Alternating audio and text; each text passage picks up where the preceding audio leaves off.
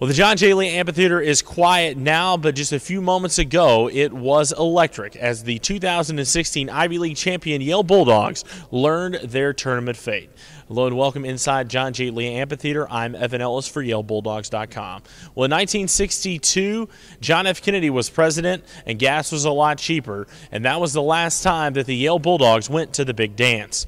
Earlier this afternoon, the Bulldogs learned where they would go for the first round, and that is to Providence, Rhode Island, to take on the Baylor Bears.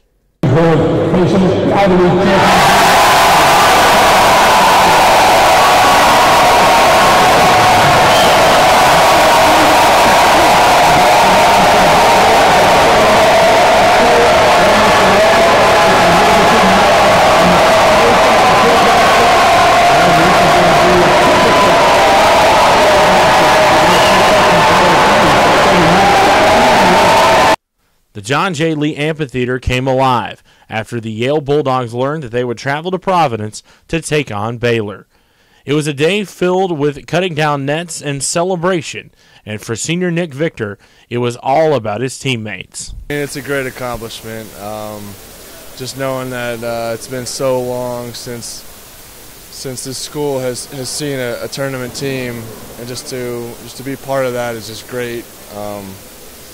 The guys on my team have really worked hard for this moment, so it's great to see. It was very clear that Yale head coach James Jones is excited to finally get Yale into the tournament. Well, I just wish it didn't take so long. Right?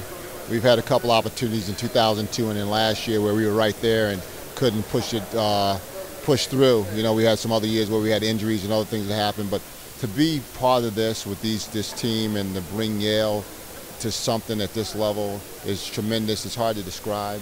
You know, I've heard from the president of the university in terms of how he was happy with, you know, what we've done. You know, he sits courtside and watches the team play. So to know that you have the backing of the university and to have kids and have the joy of getting to this level, it's a wonderful feeling. For Jones, it's equally important that the Bulldogs are playing close to home.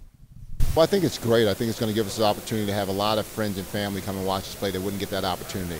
And there are a lot of people that are going to be in Providence watching the game that aren't Yale fans right now, but they will be when the game starts, right?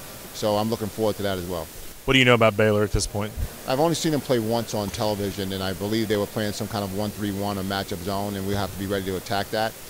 Actually, you know what, now that memory serves me, they were playing Texas, and they really beat Texas pretty good with this zone. And I remember thinking to myself how we should be attacking it, and hopefully we can actually do that. Yale sophomore guard Makai Mason is glad the drought is over. Very special, you know, of course, after the drought that's been something like 54 years or something like that. It's pretty special, and to have the alumni here really makes it sink in. You know, it's been so many years, and they've put so much effort into supporting the program. It's just great to get it done for them. Well, the Bulldogs get to stay close to home as they take on the Baylor Bears in Providence. And one of their possible outcomes, if they were to win that game, a rematch against the Duke Blue Devils.